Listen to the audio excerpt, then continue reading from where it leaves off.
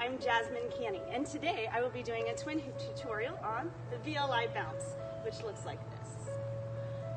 And VLI stands for vertical linear isolation. So let's get started.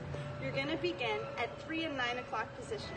You're going to have the right hoop behind your left hoop. You're going to bring your right hoop down to the 6 o'clock position and roll over your hand. You're then going to isolate your left hand to 6 o'clock. Now you're going to keep that right hoop behind.